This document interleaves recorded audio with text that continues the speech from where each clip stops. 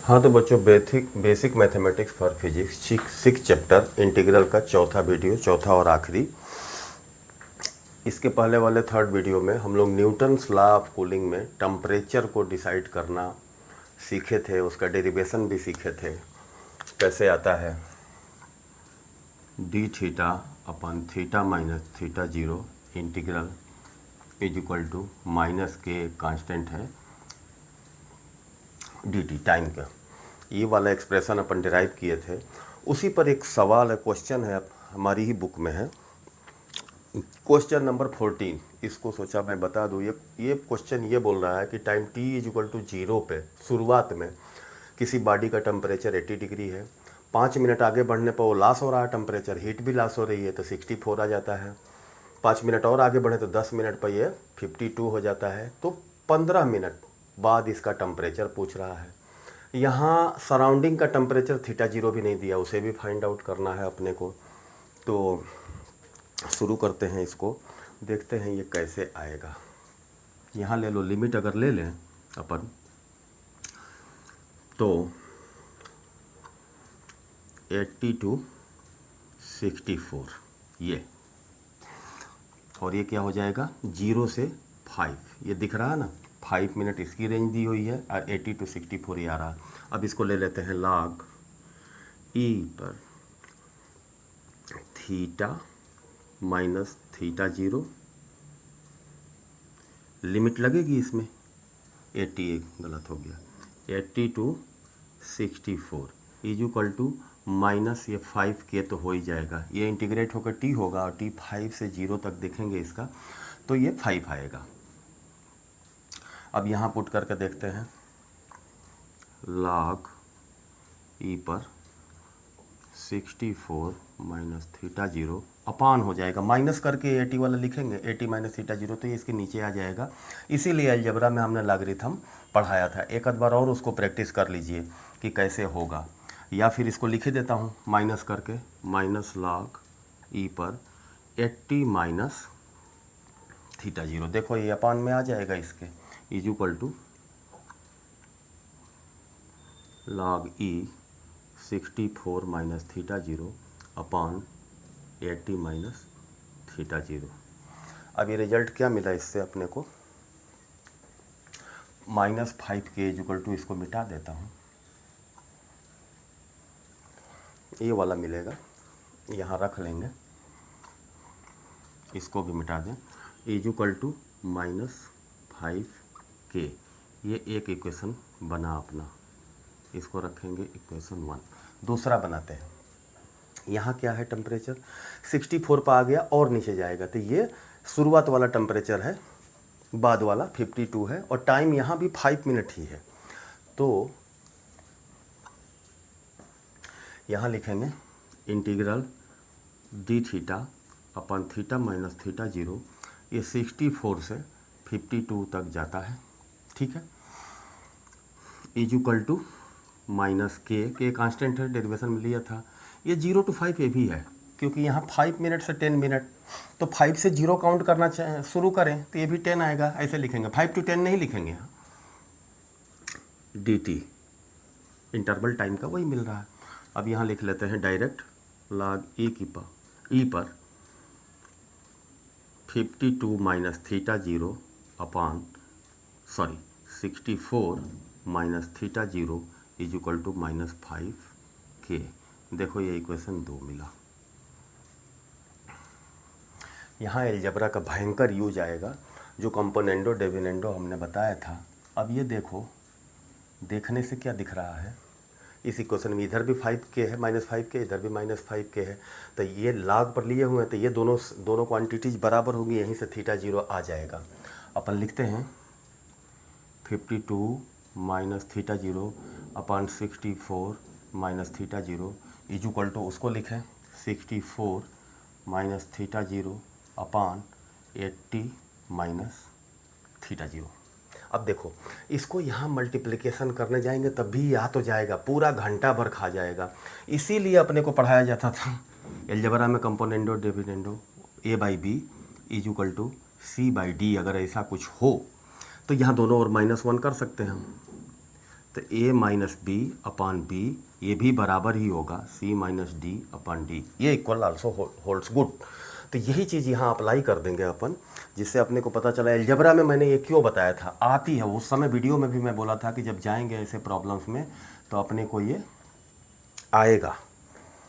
ले लो इसको, 52 minus theta zero minus 64 plus theta zero, ये हो जाएगा। कैंसिल करना चाह रहा हूँ मैं थीटा जीरो क्योंकि स्क्वायर में ना आए। 64 minus theta zero is equal to 64 minus theta zero minus 80 plus theta zero upon 80 minus theta zero. अब ये देखो 52 और 64, 8 6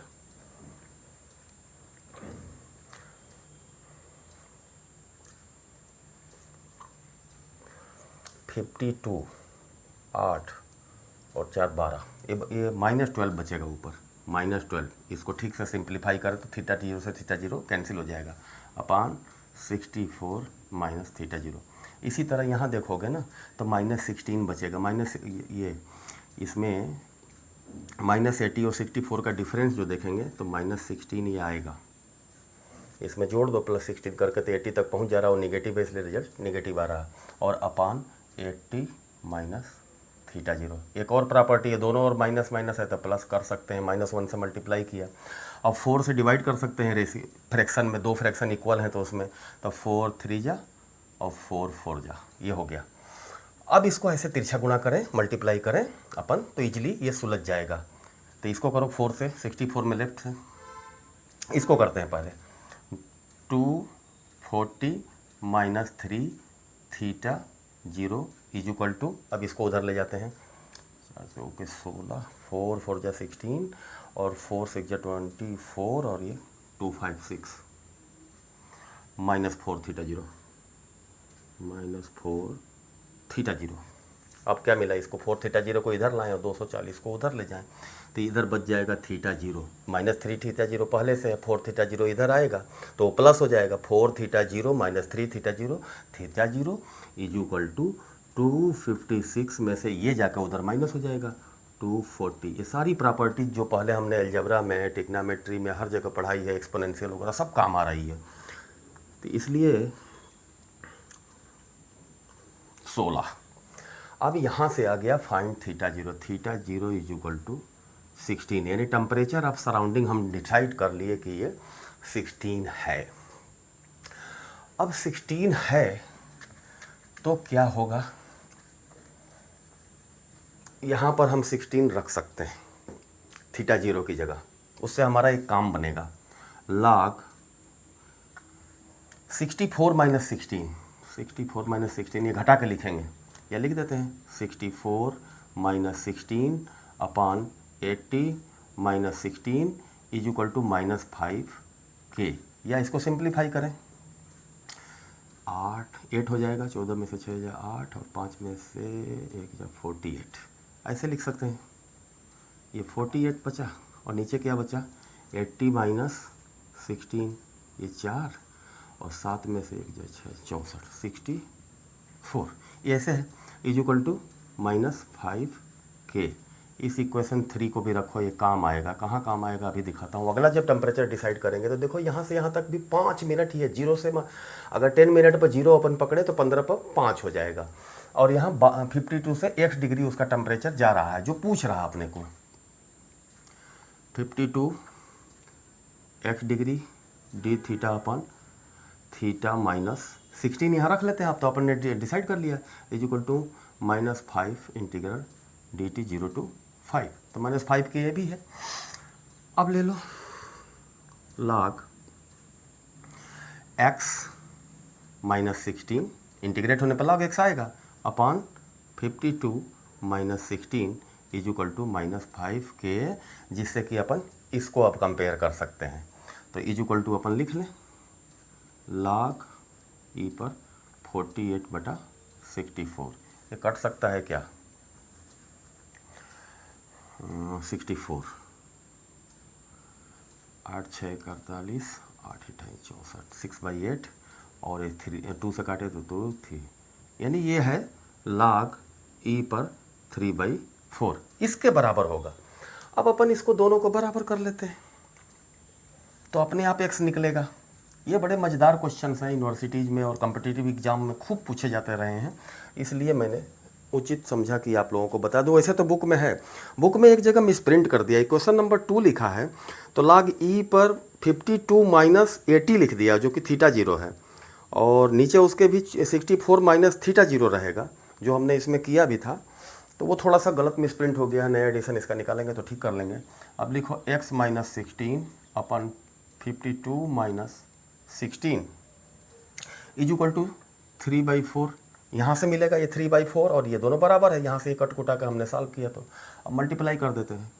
4x minus 64 is equal to, ये क्या है, इसको घटा के पहले सिंप्लीफाई कर लें।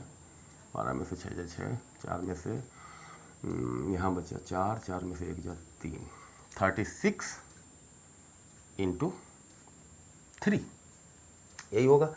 4 से गुणा भाग दे देते हैं, 16 और 4 9 36, तो x minus 16 is equal to 27, x is equal to 27 plus 16 is equal to 7 6 13, हाथ में लगा 1 2 4, यही आंसर में भी है। मतलब फाइनली 15 मिनट के बाद इस बॉडी का टेम्परेचर 43 डिग्री हो जाएगा। देखते हैं इसमें, हाँ 43 डिग्री ही है। शांति से सॉल्व किया हमने, ऐसा कुछ नहीं है। स्टेप को पकड़े रहिए, कॉन्सेप्ट को समझिए कि इंटीग्रेशन आपको क्यों बताया, डिफरेंशिएशन क्यों बताया। अब न्यूटन्स कूलिंग लॉ में सीधे ऐसा नहीं कर सकते कि 5 मिनट में इतना गिर रहा है तो अगले 5 मिनट में इतना ही गिर जाएगा। देखो ये डिफरेंस और ये डिफरेंस अलग अलग है, क्योंकि ये लॉगरिथमिक एक्सपोनेंशियल सारा कुछ यूज होके जो उन्होंने रूल बनाया था कि loss of heat minus, minus क्यों लिखते हैं, क्योंकि लॉस हो रही है, नीचे जा रही है हीट जो है पहले जो जितनी थी, upon dt is directly proportional to temperature difference. Body का टेम्परेचर थीटा, सराउंडिंग थीटा, ऐसे बनाया था उन्होंने, इसीलिए ये सीधा सीधा नहीं आ सकता। ये बराबर जो है लॉगरिथम, इंटीग्रेशन और एक्सपोनेंशियल सबके कॉन्सेप्ट को पकड़ के ही आता है, वहाँ से अपन डेविएट हो ही नहीं सकते। ठीक है, इसके बाद एक और चीज़ है इसमें छूटा हुआ इस बुक में, रेडियो एक्टिविटी, उसे समझा देता हूँ।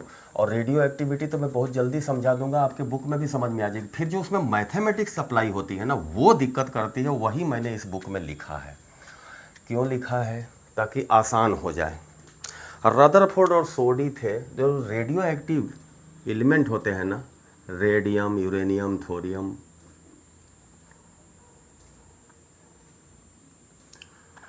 उसमें से क्या होता है, कभी अल्फ़ा, कभी बीटा, कभी गामा, ये रेज हैं, और ये मॉस के, इनमें वजन होता है, खाली गामा को छोड़ देते हैं, इसमें मॉसेज होते हैं। तो ये निकलते रहते हैं, यानी उनका डिके होता रहता है, क्षरण। तो उन्होंने कहा कि किसी टाइम एटम्स कम होते जाते हैं, अगर n एटम हैं किसी रेडियो एक्टिव एलिमेंट के, तो उनके कम होने की रेट ऑफ लॉस, उनके एटम्स के लॉस होने की जो रेट है dn upon dt, rate is directly proportional to atom present at that time. उस टाइम जितने एटम होंगे n, तो उसमें से जो घटेगा, घटने की रेट होगी वो इस तरह से होगी। और फिर इसको उन्होंने प्रोपोर्शनलिटी कांस्टेंट लगाया, dn upon dt is equal to lambda n। n तो उस समय प्रेजेंट एटम है, और लेमडा जो है प्रोपोर्शनलिटी कांस्टेंट, इसको रेडियो एक्टिव कांस्टेंट बोलते हैं। पर्टिकुलर सब्जेक्ट के लिए ये पर्टिकुलर वैल्यू होती है, पर्टिकुलर एलिमेंट के लिए, सॉरी। जैसे थोरियम का अलग होगा, यूरेनियम का अलग होगा, अलग अलग जो मटेरियल के लिए अलग अलग होगी, लेकिन एक मटेरियल के लिए एक ही होगी, जो सिंपल सा यूरेनियम ले लिया। तो अब क्या होगा, इसको थोड़ा और सॉल्व करें, यहीं से मैथमेटिक्स अप्लाई होना शुरू हो जाता है। अब dn अपन n लिख लो, यहाँ n नंबर ऑफ एटम्स है, dn चेंज है, यहाँ से मैंने निगेटिव हटाया, राइट में ले जाऊँगा, तो माइनस लेमडा dt, ये हो सकता है आराम से, माइनस से मल्टीप्लाई कर दिया। तो अब दोनों ओर इंटीग्रेट करें, ऐसे इंटीग्रेट कर दें तो ये क्या होगा, ये लॉग ई बेस पर n आएगा, is equal to minus lambda, तो ये लेमडा तो कांस्टेंट है, और ये इसका इंटीग्रेट होके dt से केवल t आएगा, और प्लस कांस्टेंट ऑफ इंटीग्रेशन। देखो यहाँ आप समझ में आएगा कि कांस्टेंट ऑफ इंटीग्रेशन, अब कौन सा ये फंक्शन है अपने को पता नहीं है, तो कांस्टेंट ऑफ इंटीग्रेशन रखेंगे। अब शर्तों से निकलेगा, time t is equal to 0 पर तो टोटल जो शुरुआती मटेरियल था n0 था, टी इज इक्वल टू 0 पर ये n0 था, तो उसे पुट करें तो अपना c की वैल्यू आ जाएगी log e पर n0 लिख देंगे। कब? Is equal to minus lambda into t पर 0 प्लस सी। देखो टाइम टी 0, तो ये लेमडा उमडा ये खत्म हो जाएगा, सी की वैल्यू इतनी आ गई। अब लिख लेते हैं इस इक्वेशन को, log e पर n is equal to minus lambda t plus log e पर n0। n0 जब टाइम t 0 था तो टोटल मटेरियल कितना था, इसको इधर लाओ, log e पर n माइनस log e पर n0 is equal to minus lambda t. अब फिर वही आ गई लॉगरिथम की प्रॉपर्टी, ये इसके नीचे आ जाएगा, खत्म। log a minus log b same base पर will be equal to log a upon b, तो log e पर n upon n0 is equal to minus lambda t. ठीक है, अब ले लेते हैं n by n0 is equal to, ये वाला पावर इस पर चढ़ेगा तभी ये मिलेगा, यही पढ़ाया था लॉगरिथम में। लॉगरिथम में देखिए first second video of the algebra is equal to minus lambda e की पावर माइनस इस ई पर ये आएगा तो ये मिलेगा, यही कंसेप्ट है। अब इसको n को और आगे बढ़ाओ, n is equal to n0 e की पावर माइनस लेमडा टी, ये थोड़ा सा डेराइव करके याद रखना चाहिए। अब आगे क्या क्या घटना घटेगी, इसमें हाफ लाइफ पीरियड पूछता है, किसी भी रेडियो एक्टिव घटेगा तो घटते घटते कभी तो ऐसा आएगा जब उसका आधा पार्ट n0 से n0/2 रह जाएगा, तो उसमें कितना समय लगता है उसको कैपिटल T से दिखाते हैं। देखो n की जगह यहाँ क्या लिखेंगे, n0/2, n कितना मटेरियल प्रेजेंट है उस समय टी टाइम पर, वो टी टाइम कैपिटल T होगा जो उसका half life period is equal to n0 e की power minus lambda capital T रख दो और यहाँ से इसको ख़त्म करो। ठीक है, यहाँ एक चीज़ सीखने लायक रहेगी, 1/2 इज इक्वल टू ई की power minus lambda T. Capital T क्या है, हाफ लाइफ पीरियड, वो पीरियड जितने में इसका आधा भाग डिके करके ख़त्म हो जाएगा, वही अपन निकाल रहे हैं। तो देखो यहाँ दोनों की पावर इन्वर्स कर दे तो ये पॉजिटिव हो जाएगा और ये 2 भी ऊपर चला जाएगा। कैसे, इधर ले लें 1 अपॉन ई की power minus lambda t is equal to 2, t ऊपर गया। इसको जब नीचे निगेटिव पावर है तो ऊपर ले जाएंगे तो ये पॉजिटिव हो जाएगा, वो कैसे, 1 अपॉन ए की पावर माइनस, इसमें ऊपर नीचे दोनों और ए से मल्टीप्लाई कर सकते हैं। देखो अब ये की पावर यहाँ -1 यहाँ +1 है, दोनों मिलके ए की पावर 0 करेंगे और ये की पावर 0 इज इक्वल टू 1, तो ये केवल ए बचा, ए पॉजिटिव में आ गई, ऊपर गया। तो उसी तरह ये भी होगा, ई की power lambda t is equal to 2, दोनों और ई बेस पर लॉग ले लें, बहुत बढ़िया बढ़िया इसमें मैथमेटिक्स है। लॉग ई पर ई बेस पे ई की power lambda t is equal to log e पर 2। अब वो भी पढ़ाया था कि पावर इसके ऊपर है तो बाहर आ जाएगा और ई पर ई बचेगा जो कि 1 है, तो ये लेमडा टी बचेगा, केवल लेमडा टी। और इसकी वैल्यू जो है न्यूमेरिकली कैलकुलेटर से जब कैलकुलेट करके देखोगे तो ई एक्सपोनेंशियल 2.71 पर 0.693 की पावर चढ़ाओगे तो ये मिल जाएगा। अब यहाँ से क्या आया, half life period is equal to 0.693 upon lambda, ये मिला। ठीक है, ये एक इक्वेशन डिराइव हो गया, ये एक इक्वेशन डिराइव हो गया रेडियो एक्टिविटी में।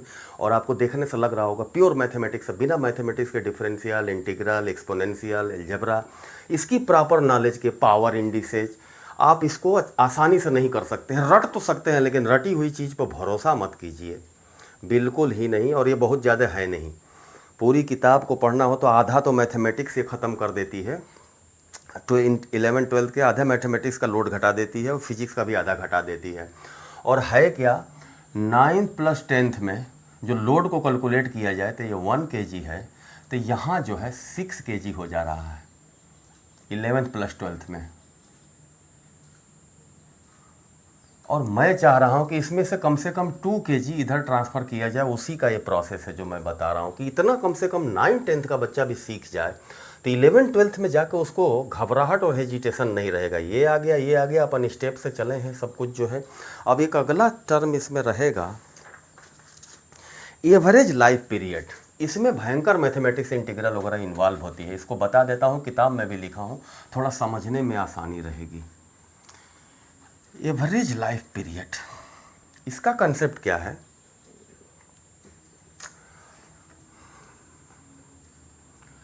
कि टी टाइम पर, जैसे 0 टाइम था यहाँ, टी टाइम पर n एटम्स से, एटम्स में गिनते हैं इनको रेडियो एक्टिव, कितने एटम्स थे, और घटेगा, ये टाइम बढ़ेगा। तो बहुत थोड़ा सा टाइम हमने ये बढ़ाया t + dt,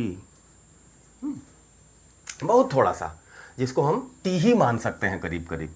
तो उसमें ये डीके कितना हुआ, माइनस डीके को निगेटिव से लिखेंगे क्योंकि फाइनली क्या होगा, n - dn, dn अगर टूट गए तो, और फाइनल में से इनिशियल घटाएंगे तभी वो -dn आएगा। -dn एलिमेंट्स इसमें डिसइंटीग्रेट हो गए, डीके हो गया, ख़त्म हो गए। तो यहाँ तक तो वो थे dn, अब इसके बाद ही ख़त्म हुआ बहुत छोटे से टाइम में। तो इनका लाइफ पीरियड क्या हुआ, यहाँ से, यानी यहाँ से लेके यहाँ तक वो जिंदा थे -dn, तो इनका -dn × t, इतना इनका आयु हो गई। ए मतलब जीने की टाइम पीरियड, इतने देर तक तो ये जिए हैं कम से कम।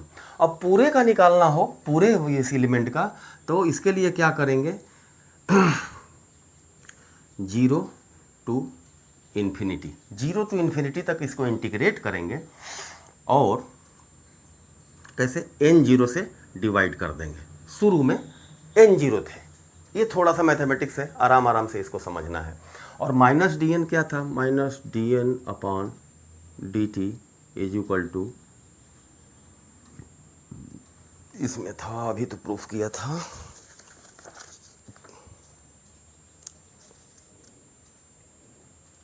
λn, अपन प्रोपोर्शनलिटी से किए थे। अब ये -dn = क्या हो जाएगा, -λn dt। इसको यहाँ dn की जगह इसको अपन पुट करेंगे, सॉरी ये प्लस, निगेटिव नहीं है, दोनों और निगेटिव लगा दिया मैंने।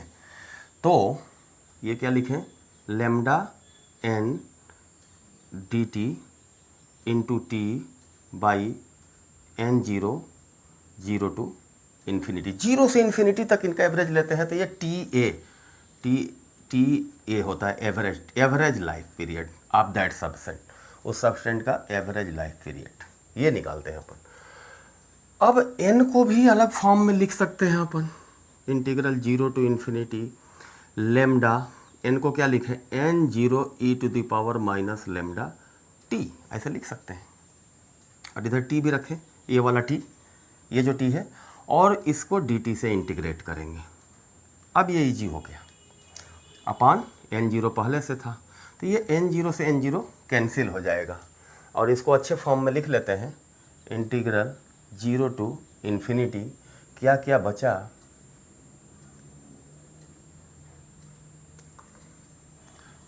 लैम्डा t बचा, लैम्डा बचा, t बचा, n0 कैंसिल हो गया, और e⁻ -λ और ये पूरा जो है इंटीग्रेट होगा। ये लिमिट दी हुई है, 0 टाइम से इनफाइनाइट टाइम तक कुछ भी हो सकता है। एक एलिमेंट का, जैसे यहाँ जो है dn वालों का t तक जिए, इसके आगे बढ़ेंगे तो कुछ और होंगे जो बचे रहेंगे, जिएंगे, इनफाइनाइट तक ये जाएगा, एक्सपोनेंशियल डीके इनफाइनाइट तक जाता है। और वही कंसेप्ट अपन अप्लाई करके average life period of that substance अपन निकाल रहे हैं। अब देखो इसको क्या होगा, TA = लैम्डा को बाहर ले लो और 0 से इन्फिनिटी करो, और ये फंक्शन हो गया te⁻ λt dt। देखो देखने से दिख रहा है, इस इंटीग्रेशन बाई पार्ट लगेगा। ये फर्स्ट फंक्शन यही होगा, एक्सपोनेंशियल लास्ट में आता है, सेकंड फंक्शन होगा, ये हो जाएगा फर्स्ट फंक्शन है, ये हो जाएगा सेकंड फंक्शन। इसमें भी सब्स्टिट्यूशन लगेगा, सीधा t पावर नहीं है इसकी, -λt है। तो बहुत बढ़िया कॉम्प्लिकेशन है। और इसको जो है अपन करते हैं, TA = लैम्डा, इसमें क्या होगा लेमडा को बाहर रखते हैं, तो इंटीग्रेट होकर क्या आएगा, ये ऐसे करें फर्स्ट फंक्शन, यही नियम है, इंटू इंटीग्रेशन ऑफ सेकंड। इसका इंटीग्रेशन अपन ऐसे कर लेते हैं माइनस लेमडा टी, और क्योंकि माइनस लेमडा टी को पी मानेंगे या एक्स मानेंगे, माइनस लेमडा टी को एक्स माने अगर, तो ये क्या होगा, टी के रेस्पेक्ट में अगर डिफ्रेंशिएट करें तो minus lambda is equal to d x upon d T.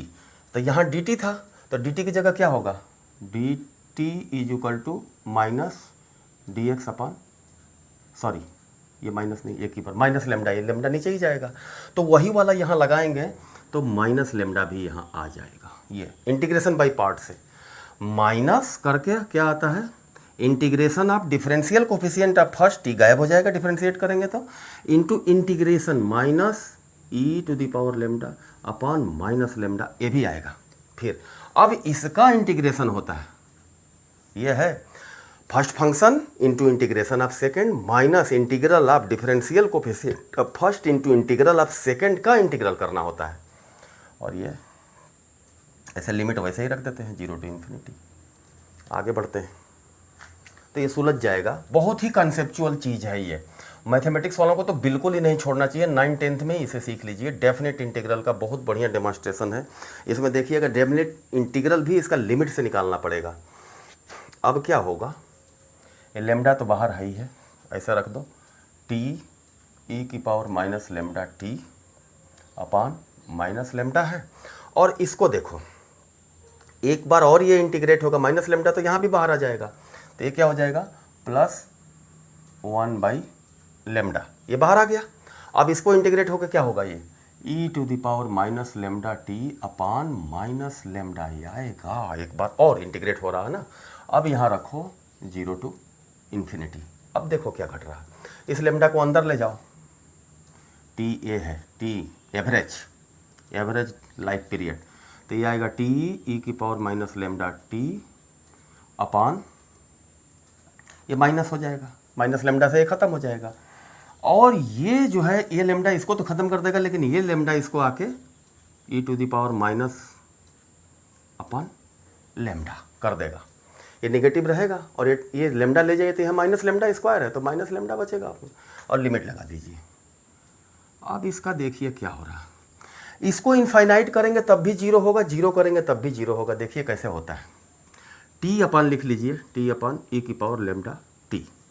अब इन्फिनिटी पर पहले देखते हैं, तो इन्फिनिटी के लिए क्या करेंगे, पहले 1 2 3 4 करें, तो जैसे जैसे नंबर्स बढ़ाओगे टी की वैल्यू 1 2 3 4, तो देखोगे न्यूमरेटर थोड़ा थोड़ा बढ़ रहा है, डिनोमिनेटर भयंकर बढ़ रहा है, यानी ये इन्फिनिटी पर 0 होगा, और जब 0 रखेंगे तब क्या होगा, 0 रखेंगे तो ये 1 हो जाएगा, और ये 0 हो ही जाएगा, 0 बाई 1 वो भी 0 0, यानी ये टोटल क्वांटिटी अपनी जो है 0 है।